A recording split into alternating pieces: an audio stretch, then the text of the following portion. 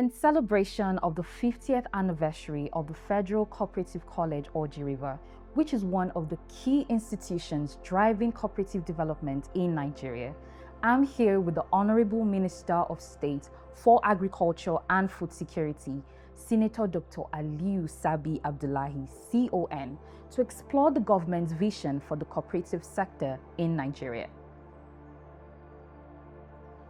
Senator Dr. Aliyu Sabi Abdullahi CON Baraden Borgo is a distinguished veterinary surgeon and politician who is currently serving as Nigeria's Minister of State for Agriculture and Food Security.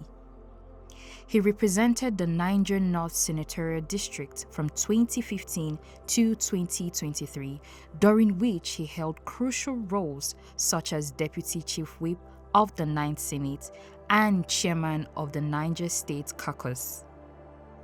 Notably, in the 8th Senate, he made history as the only first-time senator to chair the Senate Committee on Media and Public Affairs.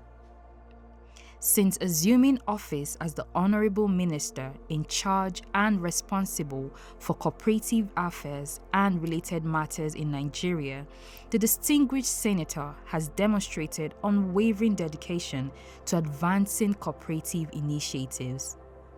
His efforts underscore a strong commitment to enhancing Nigeria's agricultural sector and rejuvenating cooperative operations nationwide. Thank you very much, Honourable Minister, for sitting with me today. Thank you very much for having me. You're welcome, sir. So it appears that you have a special interest in the Federal Cooperative College Orji River. So what makes this institution particularly important in your vision for the cooperative sector in Nigeria? Well, let me maybe perhaps put it straight. It's not about my vision. It's about the vision of President Bola Ahmed Tinubu, GCFR, President Commander-in-Chief of the Armed Forces of the Federal Republic of Nigeria. As part of his renewed hope agenda, he has made food security a cardinal point. And it may be recalled that in the campaign, he did make a lot of promises. And those promises were encapsulated in his renewed hope agenda, or the manifesto as you want to quote it. And one of the things he has recognized in that document is the role of cooperatives.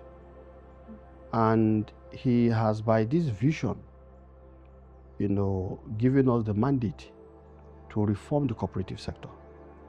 And in reforming the cooperative sector, we are looking at that sector as a very powerful tool for mobilizing our human capital at all levels, but most importantly for food security. Because cooperative societies, by the principle of cooperatives, are able to do capital mobilization also. They are able to mobilize human resources. They are able to mobilize financial resources. They are able to mobilize capabilities and skills. And because they operate at various levels, it means if you are able to work out a program, you can achieve economy of scale across the areas in which they are operating. So I think the interest in the cooperative college now becomes very obvious for training middle-level manpower and also other types of skill set required to run cooperative organizations. And so within this context, we have looked at what we saw. The cooperative sector has been more or less moribund until the coming of President Bola Ahmed Tinubu, who by this vision I have expressed earlier, had now mandated us to do a reform. So we have a very powerful effort ongoing, which started since last year. We have a technical working group that I have set up that are working to see the key areas where we're going to reform the cooperative sector. So one of the recommendations coming out from the technical working group is that while they are yet to completely finish the work, we have to take in the immediate and short-term issues. Now, because a lot of these cooperative societies have not really been receiving any attention, we deemed it necessary to begin the process of reviving their capabilities and capacities through skills and human capital development. So that is why we have decided we'll use the 3 cooperative colleges, the one in Kaduna, Oji River, and Ibadan. We've done the Kaduna leg. Now we are moving to Oji River that we cater for the southeast and the south-south. So when we get there, the interest is for us to have the leadership of the various cooperative societies to be trained in how to run and to also ginger them and motivate them to see and buy into the vision of a reformed cooperative sector. So that is the interest in the cooperative college, Oji, just like in the other 2 I've mentioned in Kaduna and Ibadan. All right, so thank you very much, sir. So as earlier mentioned, the Federal Cooperative College, Oji River, is celebrating its 50th anniversary, which is a very huge milestone. Yeah. So what does this milestone mean for the government and for Nigeria cooperative sector? Well, they've operated for 50 years, which is a golden year. But then we now need to begin to look at the forward vision. And so for 50 years, whatever they've been able to do has brought us this far. But where will it take us next? Now, remember, the president has told us about a 1 trillion, economy. And when we talk about $1 trillion economy. So within that context, you will now have to agree with me that for food security, you need a lot of cooperative societies. And if you check agriculture across the value chain, from production, processing, isn't it? Marketing, consumption, all cooperative societies have a lot of role to play. And it might interest Nigerians to know that the level of capital formation globally by cooperative societies is staggering, is in trillions of dollars. And both Europe, the Asian countries, and even Latin American countries are known to have used the cooperative society principle, the cooperative movement, to bring about a revolution in certain sectors, but most importantly in their food sector.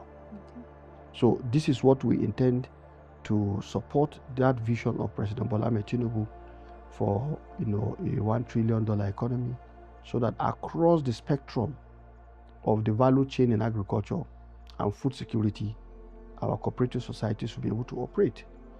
When it comes to production itself, primary agricultural cooperative societies are key. When it comes to processing, you have various companies that are small-scale industries that can, cooperative societies can run. When it comes to marketing, cooperative societies are known to also play a critical role there by marketing various products to their members, because the welfare of members is also key. So these are the opportunities that avail itself, and we have seen how many countries have, succeeded in this respect, and it is our hope that we'll be able to use this particular platform to take Nigerians to the next level that the president wants Nigerians to move into. And interestingly, we are getting support because as we speak in May, we have a team that will be going on a study tour of the Kenyan cooperative system to see what lessons we can pick and bring back, so that at the end of the day, we'll be able to get the cooperative societies that we have, along with the state, because the Cooperative Act empowers both the federal and the state. And so we are working very hard. Not too long, we hope to call the National Council of Cooperative Affairs from all the various states so that we can sit down. We've been working together with them in everything we're doing thus far, but we want to now have a more formal, but we want to complete the review and the reform assignment. When we do that, then we will now bring them on board at the various levels where this work are taking place. They are part of it. But when we are done, we now want to bring it to a platform where everybody can now see exactly what we intend to do, and we can take the process up from there. So, sir, you recently appointed new provosts for the 3 federal cooperative colleges in Nigeria, as you earlier mentioned, Kaduna, Ibadan, and as well as Oji River. So what informed this decision, and how does it align with the ongoing reforms in Nigeria? Well, as it is, the appointment of chief executives of institutions are statutory functions. And of course, by the act establishing them, there is a procedure. So that procedure was started and we only came in to complete it. And of course, by having new provost, it's timely because they can now key in to the vision of the reform that we want. So this is key and it's important.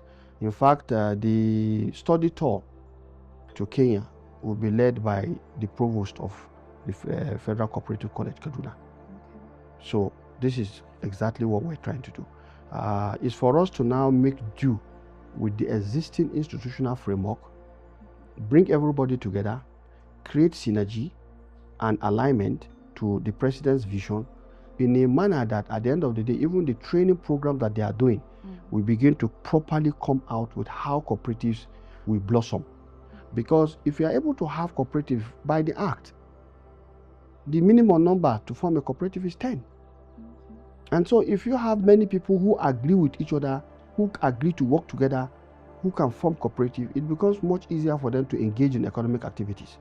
And you know, agriculture represents the most widely available and accessible and acceptable, you know, economic activities that Nigerians can engage in. And from production, with the various type of production systems we are having now, with the ministry promoting even urban agriculture, the small-scale agricultural programs, and so many opportunities, we believe that this is the right time for the cooperative societies to be empowered to take advantage of this. By the way, we are not just doing this in abstract sense. We are doing this based on tested and trusted, you know, practices. We have seen countries like India, Brazil, and Kenya, Ethiopia, all of them going deep into reforming their cooperative sector.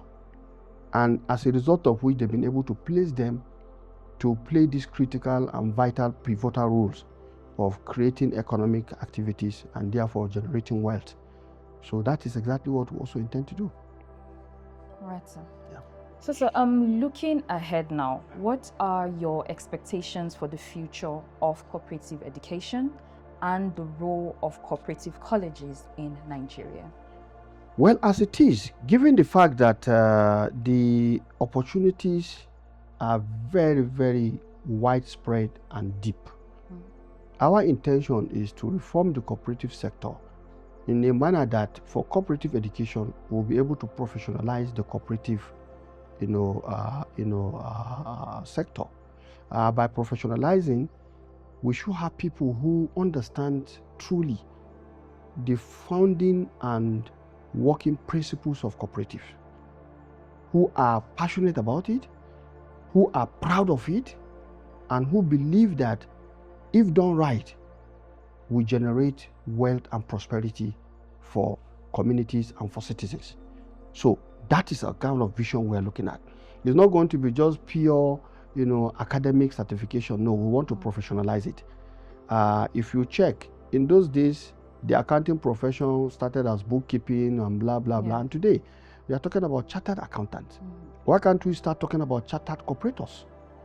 That way, when you have people who are chartered, they will provide all the required leadership in terms of administrative management of the cooperative societies.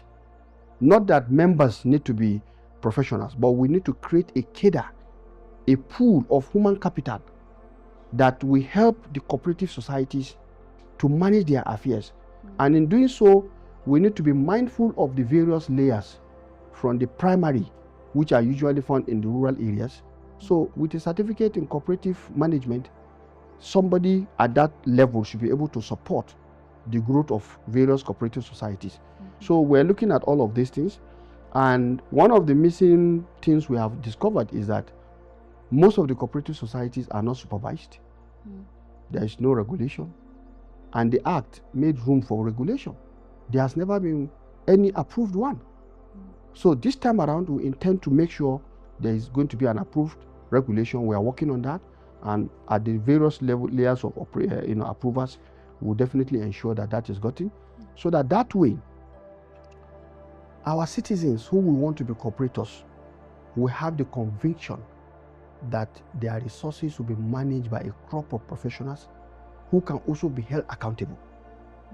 That is number one. Number two, they can also have guarantees that when they say this is a cooperative society, they are genuine cooperative societies, duly registered, and not those that are fraudulently put in place just to come and nip the resources of our citizens, which is happening. There are many cases. In some of the cases, even where if you are genuinely registered and you decide to take on the fraudulent part, there should be justice served on such kind of cooperative societies, because there is a regulatory framework that addresses that. That has not been in place. And so these are the aspects of this cooperative society that we are looking at. Overall, what we intend to look at is a cooperative sector that is going to do well in terms of serving the welfare needs of its members, ensuring that it brings prosperity to its members in the most fair-minded and good practice manner, and at the end of the day also situate the cooperative society in a manner that they can also equally generate wealth and good capital that will be available in the financial sector, like it's done in China, like it's done in all the Western countries, that is done in India, like it's done in Kenya, Ethiopia, and the like. So this is what we're looking forward to. Overall, we also intend at the end of this reform to see a process through which a cooperative bank for cooperative societies can be put in place. Because we've seen that work. When you mobilize these resources, many instances the societies are having deficient capacity to be able to do so many things. So, but if you put in a cooperative bank for cooperative societies, the distinction here is that they are serving the interests of the cooperative societies.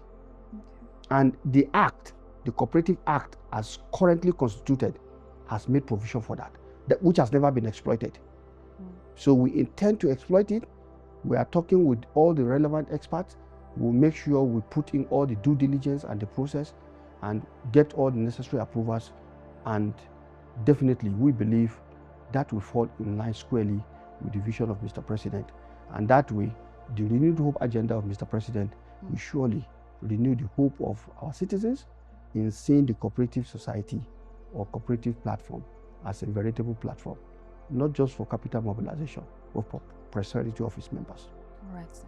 So finally, over the years, cooperative sector has long struggled with challenges, which you briefly mentioned as well, such as outdated laws, weak leadership, and limited access to finance and markets. So could you briefly give like an overview of the cooperative reform and revamp program and what inspired this initiation? Well, the inspiration surely is the president. Okay. Because if you check his manifesto, he has made it very clear that he intends to look at the cooperative sector. And by the way, I should have actually held a copy of the manifesto to show you, what he has said. But what is important here is that he recognizes the valued role they can play in his renewed hope agenda. That is unprecedented. And that explains why, since we came on board and I was saddled with that responsibility, we'll be upbeat about the cooperative sector. And the cooperative, ecosystem is excited, and for the right reason, because we mean business this time around. And of course, we intend to look at all the various strata of an ecosystem. First, the structural arrangement. At the federal level, we intend to reinvigorate the Federal Department of Cooperative to play the leadership role it's supposed to play. And of course, partner with the states that are also involved, and of course, even the local government, so that at the end of the day, all the roles and responsibilities will be clear to everybody, and people will be able to play the necessary, roles they're supposed to play. That is the first one. Secondly, like I said, we intend to reform the education of cooperative, cooperators or managers of cooperative societies, so that will have a corps of professionals who will be able to support cooperative societies to manage their affairs and to run their affairs in a manner that is, aligned to the welfare or to the objectives of its members. But most importantly, to use the cooperative society to mobilize capital. If done well, it is the cooperative societies that will actually make capital available. They in their own self are capital, because the contribution of members is what the capital of cooperative society is supposed to be. And cooperative societies are not expected to go and carry loan. No, they contribute their money. And when they contribute their money, it becomes available. So it depends on how we run it. And what we intend to do is that's why we are doing some study tour, to look at global best practice and see how we can put in place a framework that will ensure that these funds will be available to serve the interests of the cooperative societies. Now, the nature of cooperative also means that the cooperative societies are marketing themselves.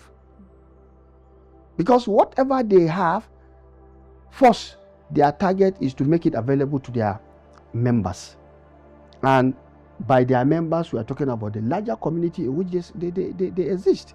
And that's why in some places you will see cooperative societies are having marketing platforms where they produce, process, and they market their products. And people come in there to come and patronize them because they are not looking at large margin of profit. They are looking at the margin that will allow them to operate while still being profitable. So these are the issues, and we believe that if done right, and we intend to do it very right, we are committed to that totally and absolutely. And I want to assure Nigerians that because the President's Renewed Hope agenda is here, a reformed cooperative sector definitely is also going to be here. All right, so thank you so much for sitting with me, Honourable Minister. Thank you very much for having me.